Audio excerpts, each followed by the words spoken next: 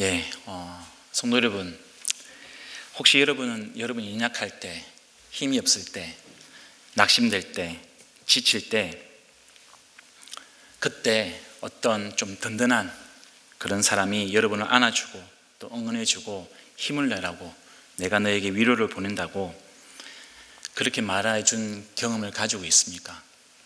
아니면 반대로 여러분이 힘이 없고 연약한 누군가에게 다가가서 힘내라고, 응원한다고, 나는 너를 사랑한다고 그렇게 위로의 말, 따뜻한 격려의 말을 해준 적이 있습니까? 아마 있을 겁니다. 부모님일 수도 있고요, 또 친구일 수도 있고, 또 선생님일 수도 있고, 선후배일 수도 있습니다. 우리는 그렇게 위로하고 위로를 받고 그런 존재들입니다. 저도 그런 경험이 있습니다. 오늘 본문과 관련해가지고 제가 특별히 이 아프리카에 갔을 때 이 아버지로서 겪었던 그런 특별한 경험을 좀 먼저 나누려고 합니다. 저는 우간다에서 선교를 몇 년 하다가 왔습니다. 우간다에 가보면 국제학교들이 몇 개가 있습니다.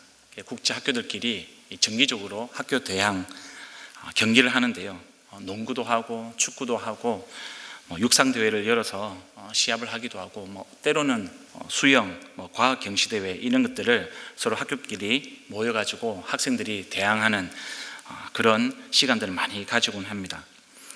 저희 아이들은 이 선교사들이 세운 기독교 학교를 다녔습니다. 영미권이나 유럽권에서 온 이 외국인 선교사들이 자기 자녀들을 이 학교에 많이 보냈습니다. 기독교 학교고 또 선교사들이 세운 학교니까. 저희 아이들도 그 학교를 다녔습니다. 그러다 보니까 그냥 나름 국제학교에 속하는 그런 학교였습니다. 그래서 학생들이 가끔씩 차출되어 가지고 뽑혀서 학교 대항 경기에 참가하곤 했습니다. 제 큰딸이 9살 때였습니다. 9살 때 이 대항 경기에, 대항 시합에 참여할 수 있는 그런 기회가 있었습니다. 제 아이가 이 장거리 달리기를 좀 잘했습니다. 그래서 체육 시간에 2km, 3km 그렇게 달리기를 하면 반에서 1등, 2등 이런 등수를 하니까 이 선생님이 보시고 이 학교 대항 경기 이 시합에 우리 아이가 좀 나갔으면 좋겠다, 그렇게 저에게 알려왔습니다. 좋은 기회다, 우리 아이들에게 좋은 기회가 될 것 같아 해서 제가 동의를 했습니다. 우리 아이가 이제 학교 선수를 뽑혀서 출전을 하게 됐습니다.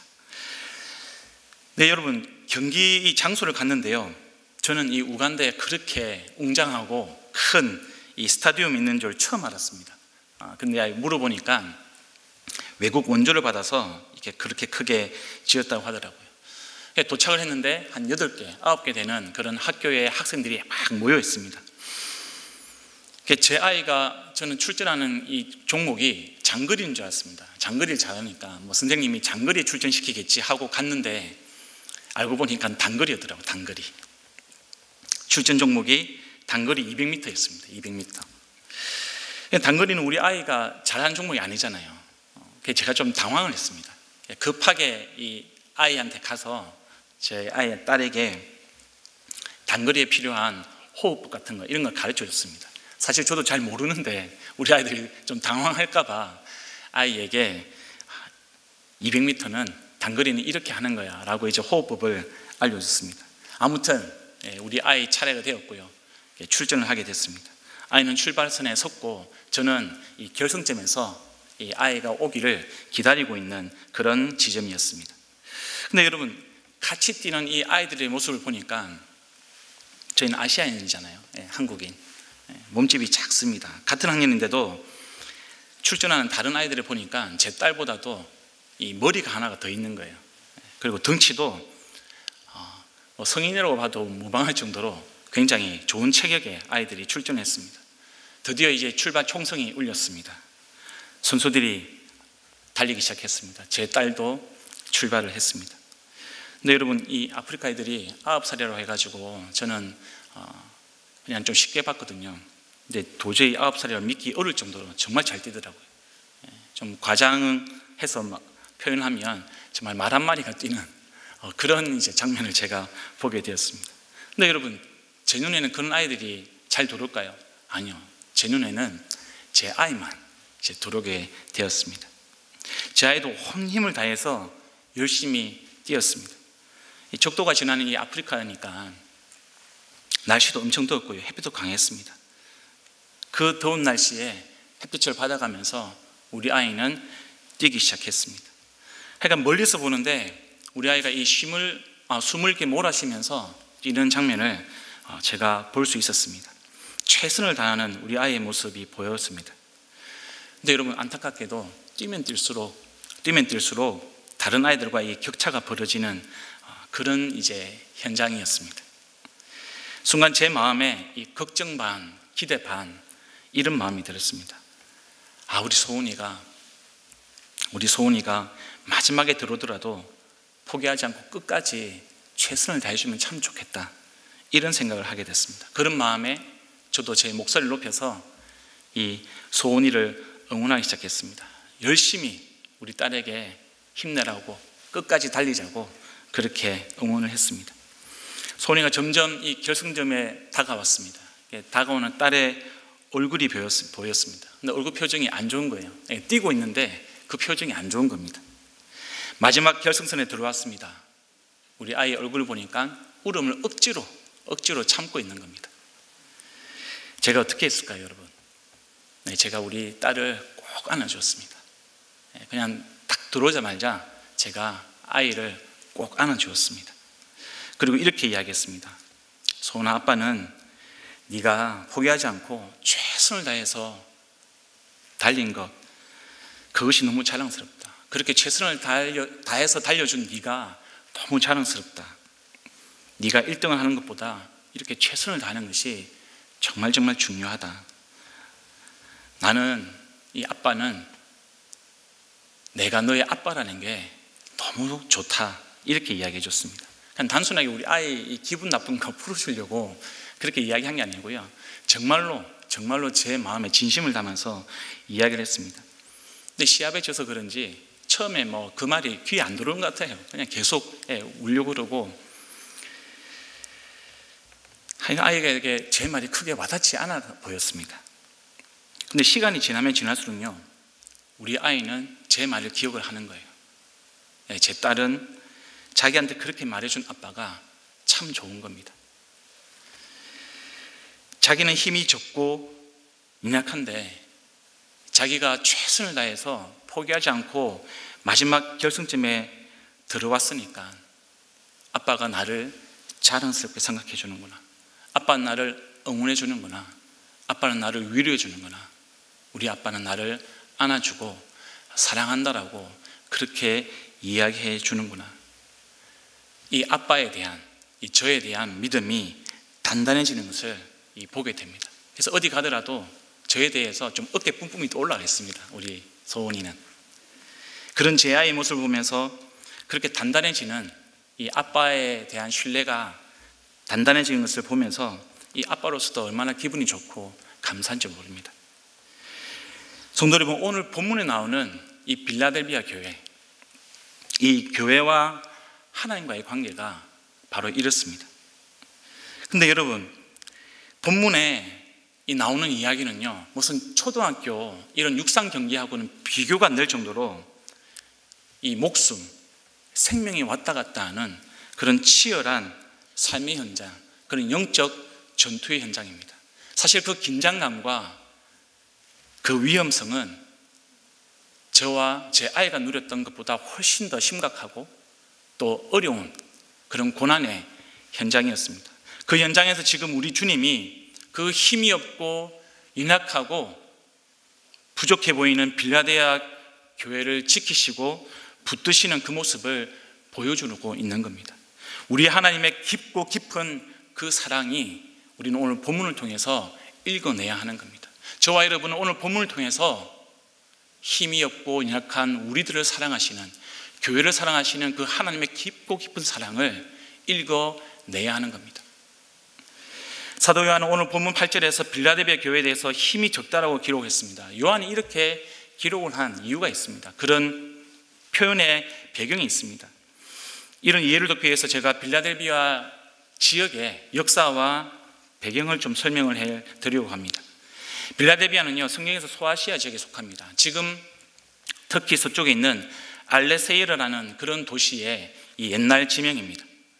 BC 2세경에 이 지역을 다스리던 나라는 이 버가모라는 왕국이었습니다.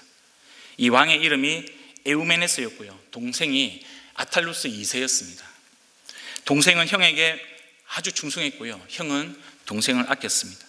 형이 애칭을 동생에 붙여줬습니다. 애칭을. 그게 빌라델포스라는 뜻입니다. 형제의 사랑이라는 뜻이죠. 도시의 이름도 이 동생의 이름을 따서 이 빌라델비아라고 지은 겁니다. 도시의 규모는 좀 작았습니다. 다른 도시들에 비해서 좀 작았지만 이 서방과 동방을 연결하는 도로가 있었습니다. 그래서 교통의 요주로서 굉장히 유명했습니다. 그리고 고원지대였거든요. 고원지대였지만 비옥했습니다. 포도 농사로 유명했습니다. 그리고 포도주가 많이 생산이 되는 그런 지역이었습니다. 이 자연스럽게 상업이 발달하고요. 경제적으로 풍요로웠습니다. 교통이 좋고 상업이 발달하니까 많은 종교들도 모이는 그런 지역이었습니다. 여러 우상들이 있었고요. 그런 우상들을 섬기는 신전들이 많은 도시였습니다. 그리고 종교적인 그런 축제도 많이 자주 열렸던 지역이 바로 빌라델비아였습니다.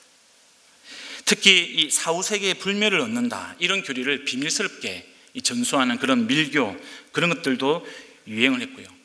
이 술이 유명하다 보니까, 포도주가 유명하다 보니까 이 술의 신 디오니수스를 섬기는 그런 종교도 있었습니다. 아무튼 이 지역은요, 여러 우상들 그리고 여러 신들을 섬기는 그런 도시였습니다. 기록에 따르면 이 지역은 또한 지진이 많이 발생하는 그런 지역이었습니다. 로마 제국이 이 지역을 지배할 때 AD 17년 기원 후에 이 빌라델비아 주변 도시들이 크게 지진이 났습니다. 그리고 빌라델비아에도 지진이 크게 났습니다. 그래서 많은 집들과 건물들이 파괴되었습니다. 근데 로마 황제가 이 파괴된 도시를 새롭게 재건하고 백성들을 도와줍니다. 그러니까 백성들이 이 로마 황제에게 고맙지 않습니까? 자기 집도 지어주고 건물도 다시 지어주니까 고마워서 이 도시의 이름을 네오 가이샤라, 그러니까 새로운 황제가 우리를 도와줬다, 이런 의미로 도시의 이름 그것까지도 바꾸어버립니다. 그리고 도시 곳곳에 이 로마 황제를 숭배하는 그런 신정과 신상을 세우기 시작했습니다. 이렇게 빌라델비아는요, 대다수의 주민들이 이 우상 신들을 섬기고 황제를 숭배하는 그런 도시였습니다. 빌라델비아 교회는 이런 우상 신들과 황제를 숭배하는 그런 사이에서 박해를 받는 사람들이었습니다. 그 교회의 성도들은 예수 그리스도를 믿었지만 그 믿음이 인정되지 않는 그런 사회 분위기, 그런 환경 속에서 신앙생활하는 사람들이었습니다. 여기서 교회라는 것은 건물이나 장소가 아니고요, 우리 성도들의 모임, 그 모임을 이야기하는 겁니다. 근데 여러분, 이 빌라델비아 교회가 겪는 큰 어려움은 어떤 우상 숭배, 그다음 황제 숭배, 이런 것들만 있는 것이 아니라 또 하나가 더 있었습니다. 바로 유대 사람들이었습니다. 유대 사람들. 아시다시피 이 유대인들은 종교 사회입니다. 그리고 어느 한 지역에 이 유대인들이 정착을 하면 회당을 짓습니다. 그리고 그 회당을 중심으로 모여서 결속을 하고 커뮤니티를 형성합니다.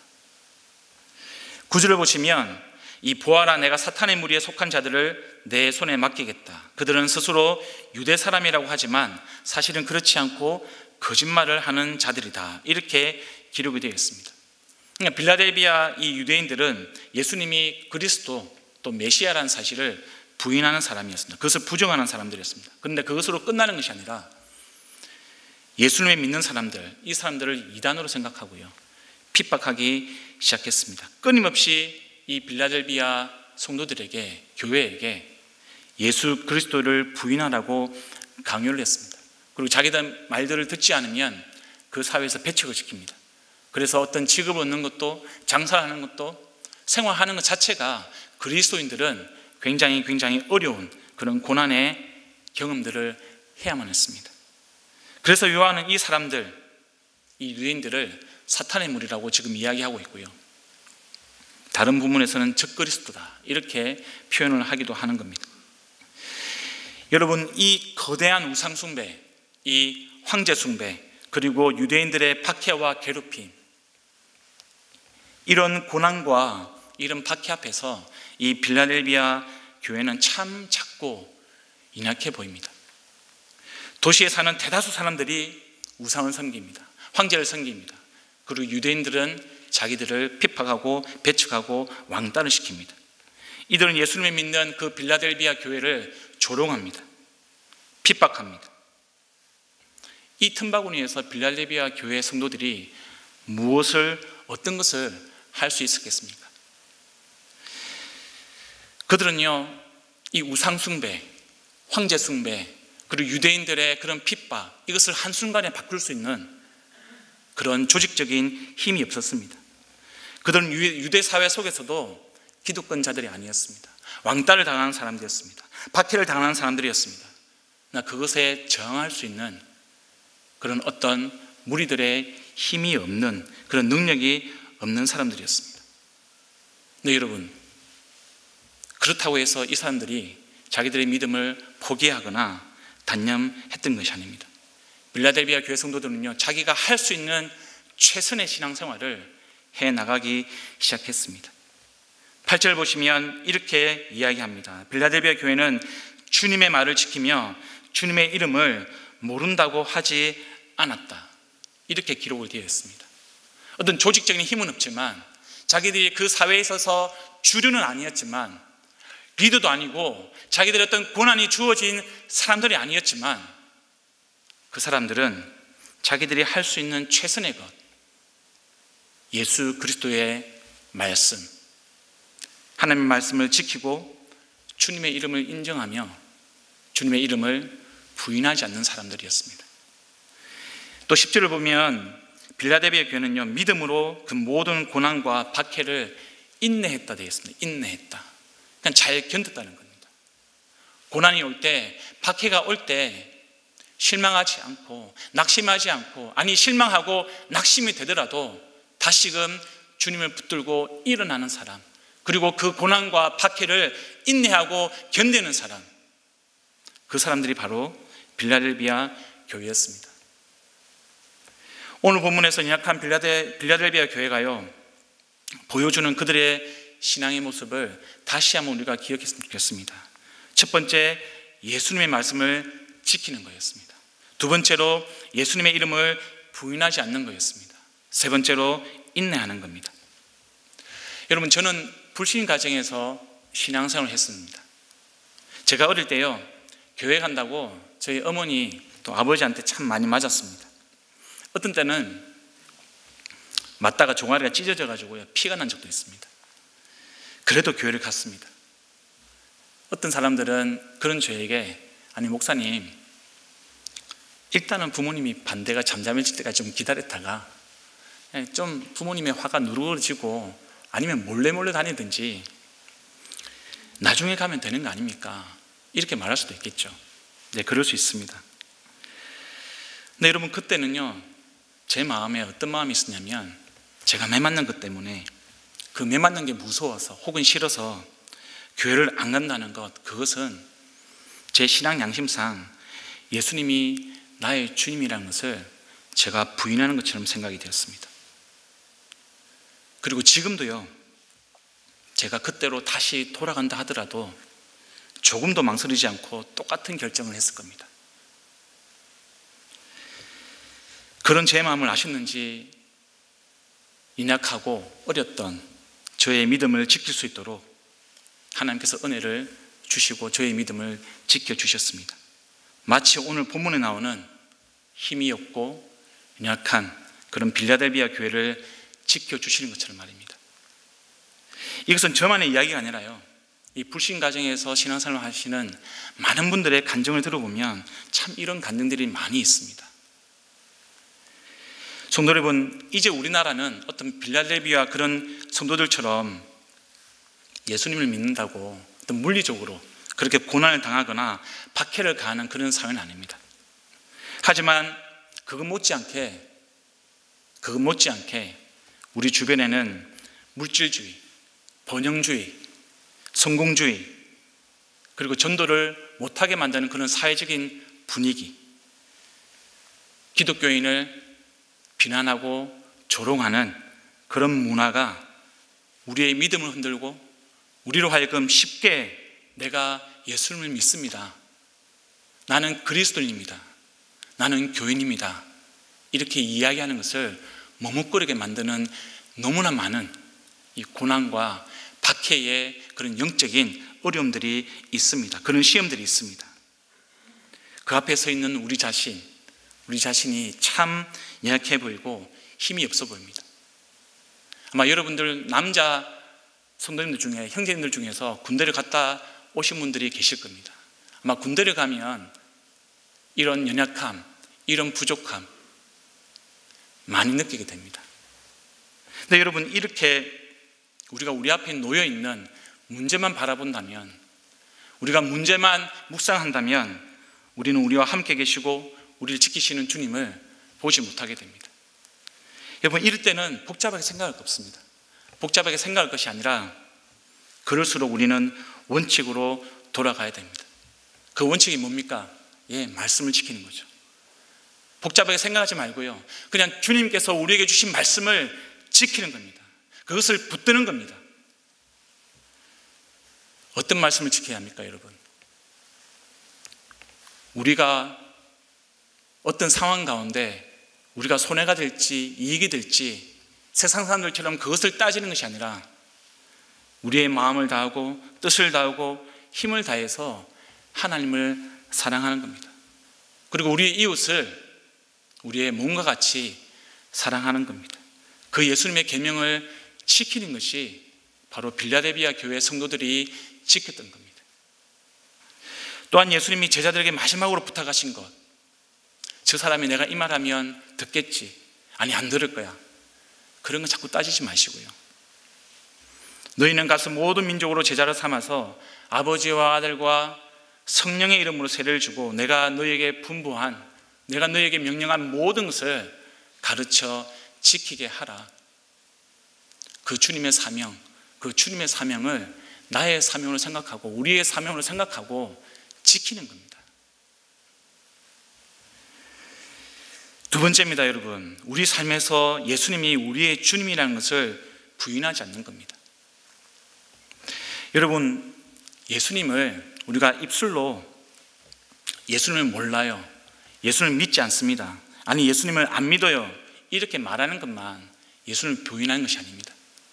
예수님을 믿는다고 말하면서 나는 성도입니다, 나는 교인입니다, 나는 예수 그리스도를 믿는 사람입니다, 이렇게 입술로는 말하는데 삶이 받쳐주지 않는 것, 삶이 따라오지 않는 것, 그것도 예수님을 부인하는 것과 똑같습니다. 내가 예수님을 믿으면서 예수님과 전혀 상관없이 살아가는 것, 내가 예수님을 믿는다고 하면서 말씀과 전혀 상관없이 살아가는 사람, 그 사람도 예수님을 부인하는 사람입니다. 예수님을 믿는다고 하는데요, 주변 사람들이 보는데 그 사람에게서 예수 그리스도의 향기가 전혀 안 나는 겁니다. 나는 그 사람이 예수님을 믿는 사람인 줄 몰랐어. 그 사람 교회 다녀? 그 사람이 예수를 믿는다고? 이런 반응을 보인다고 생각할 때 우리는 심각하게 우리가 예수 그리스도를 삶으로 부인하는 사람은 아닌지 다시금 돌아봐야 되는 것이죠. 자기 삶의 주인이 자기인 사람, 그 사람도 예수님을 부인하는 사람입니다. 내가 하나님을 믿는다고 하는데 어떤 결정을 할 때 하나님의 뜻을 묻지 않고 나의 뜻대로 세상의 관점대로 생각하고 재고 판단하는 사람, 그 사람도 하나님을 부인하는 사람입니다. 여러분은 어떤 사람이십니까? 혹시 여러분 중에 이런 사람 없습니까? 내가 기독교인인 것을 아무에게도 알리지 말라,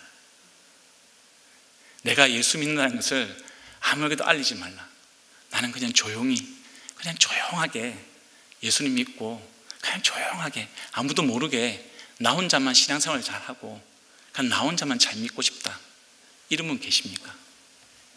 죄송하지만 예수님을 부인하는 사람입니다. 기억해 주시길 바랍니다.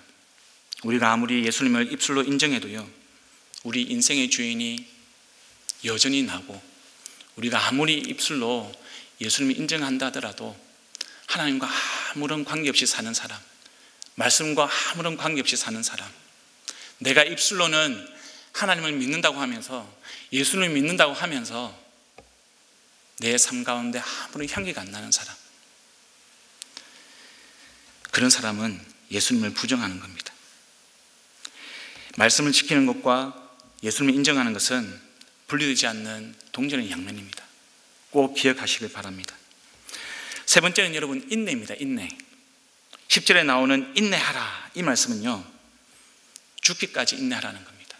어느 정도까지 인내해야 되겠습니까? 어느 정도까지 내가 참아야겠습니까? 예수님만큼 하시면 됩니다.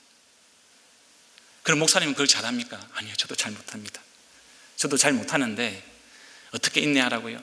저와 여러분이 예수 그리스도께서 죽기까지 인내하신 것을 본받으라는 겁니다.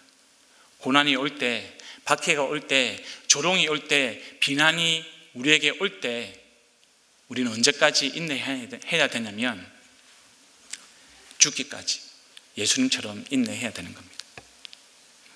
저와 여러분이 사단의 경관 진압해서 비록 힘이 적고 약해 보이지만 이 빌라델비아 교회처럼 주님의 말씀을 지키고 주님을 우리의 삶의 주인으로 부인하지 않고 인정하고 예수님의 인내를 본받아서 살아가기를 우리 주님의 이름으로 축복합니다. 여러분, 그렇다면 이제 우리는 이렇게 말씀을 지키고 또 인내하고 예수님을 부정하지 않는 이 빌라델비아 교회에게 예수님이 약속하시는 것들이 있습니다. 그것이 이제 본문에 나오는데요, 그 본문에 나오는 약속이 무엇인지 한번 보고자 합니다.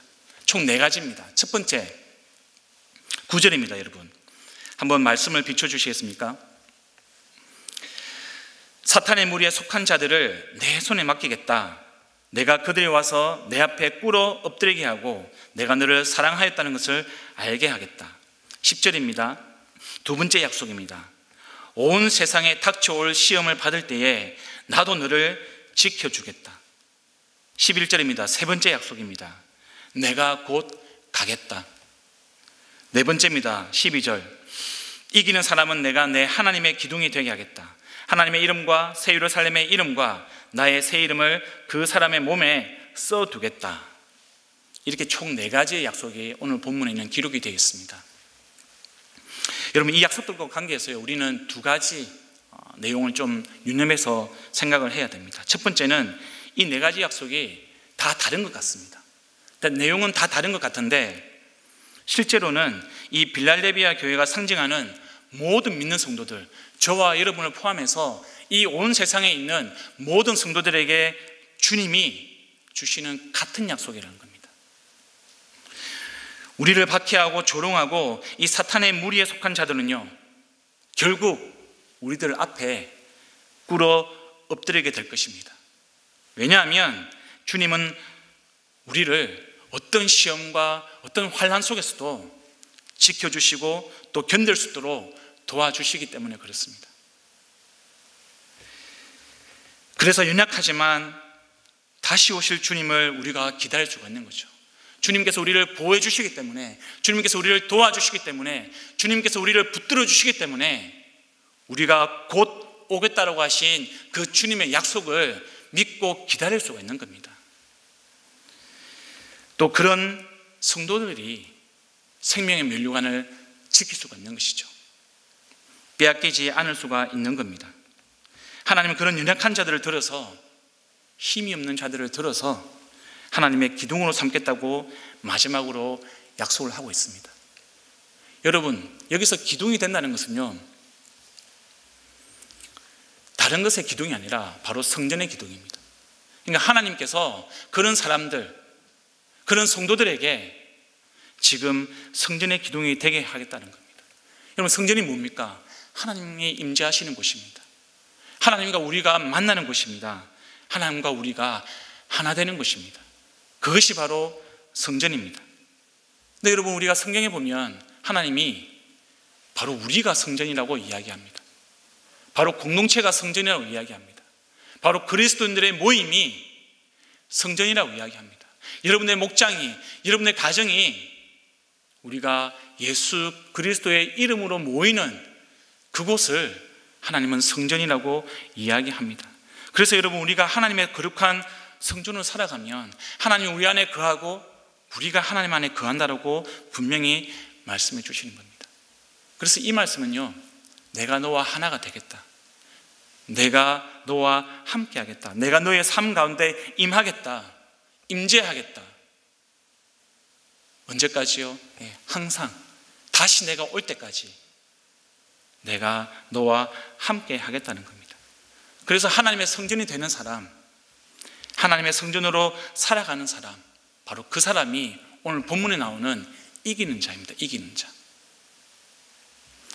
하나님께서 그런 사람에게 지금 하나님의 이름, 그리고 새 예루살렘의 이름, 나의 새 이름을 새기시겠다, 내가 써주겠다라고 이야기하는 겁니다. 근데 여러분, 왜 이 하나님께서 우리의 몸에 이렇게 이름을 쓰시는 걸까요? 왜 그런 성도들에게 이름을 쓰시는 걸까요? 그것은 하나님께서 너는 내 거야, 이 사람은 내 사람이야, 나와 한 몸이야, 그러니까 건드리지 마, 내가 이 사람을 지키는, 내가 이 사람을 돌보는, 내가 이 사람을 붙들 거야, 이렇게 말씀해 주는 겁니다. 그것이 바로 하나님이 지금 우리 몸에 하나님의 이름을 새기겠다라는 그런 의미입니다. 여러분, 예전에요, 지금은 모르겠습니다, 그런 말을 하는지, 예전에는 예수님을 잘 믿으면 사람들이 예수쟁이라고 이야기했습니다. 예수쟁이. 예수님을 잘 믿으면 예수쟁이라고 하나님이 이름을 써주십니다. 여러분의 삶은 어떻습니까? 여러분의 친구들, 여러분의 동료들, 여러분의 가족들이 여러분을 보면서 예수쟁이라고 이야기하고 있습니까? 여러분은 예수쟁이로 살아가고 있습니까? 저와 여러분이 하나님의 이름이 새겨지는, 저와 여러분의 삶 통하에서 예수쟁이의 이름이 새겨지기를 간절히 소망합니다. 약속과 관련해서 중요한 사실이 하나 더 있습니다, 여러분. 이 약속들은요, 어떤 현재와 아무런 상관이 없이 언제 올지 모르는 먼 미래의 어떤 그런 약속이 아닙니다. 그런 약속이 아니라 이 약속은 이미 시작된 약속입니다. 그리고 예수님이 다시 오실 때 완전히 성취되는 약속입니다.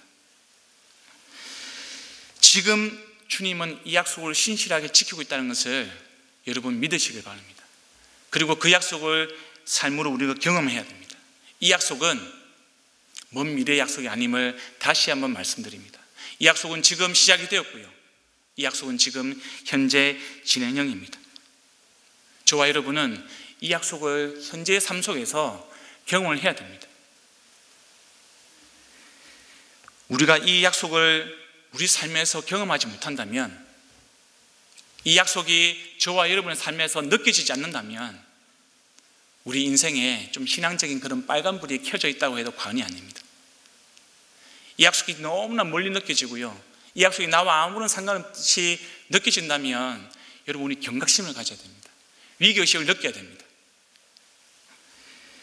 사탄이 우리 옆에서 우리 눈을 가리고 있다는 것을 인정을 하고요, 다시금 우리의 믿음을 이렇게 세워서 이 약속을 붙들어야 되는 것이죠.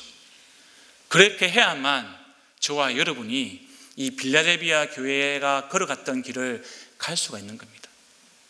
그렇지 않으면 여러분, 예수님을 부인하는 길로, 예수님을 모르는 길로 우리가 갈 수밖에 없는 겁니다.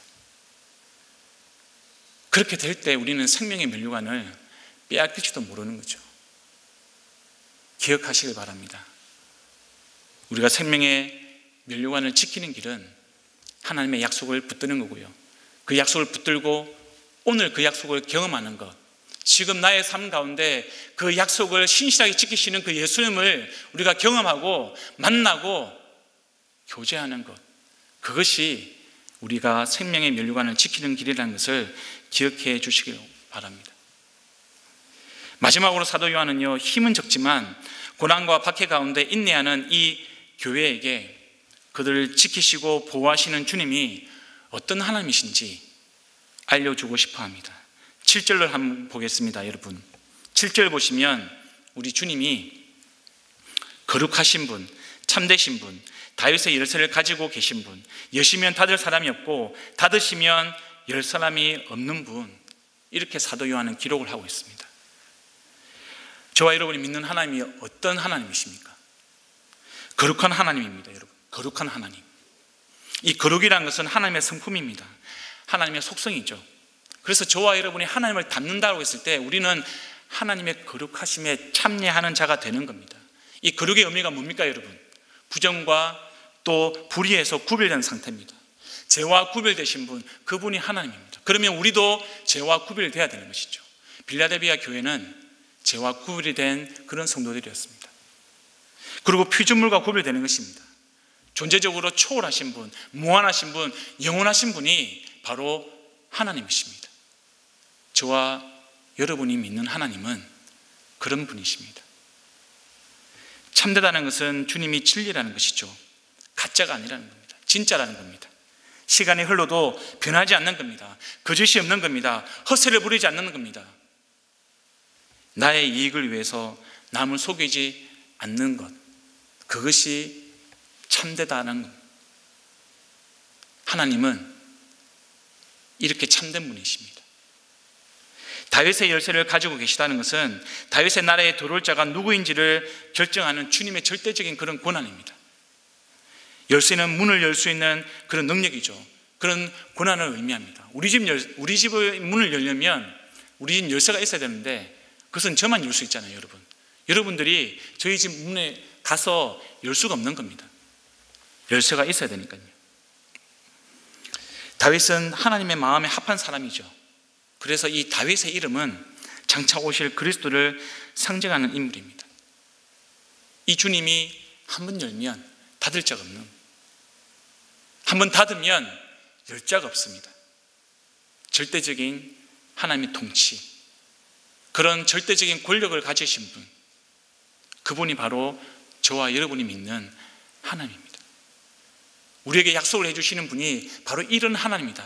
그러니까 힘을 내자. 빌라델비아 교회여, 우리가 비록 힘이 없고 연약하지만, 우리가 비록 고난과 박해 가운데 너무나 연약해 보이지만 우리를 지키시는 하나님은 거룩하신 분이시고 참되신 분이시고 우리 인생의 모든 문의 열쇠를 열 수 있는 분, 바로 그분이 바로 하나님이다. 이렇게 이야기하는 겁니다.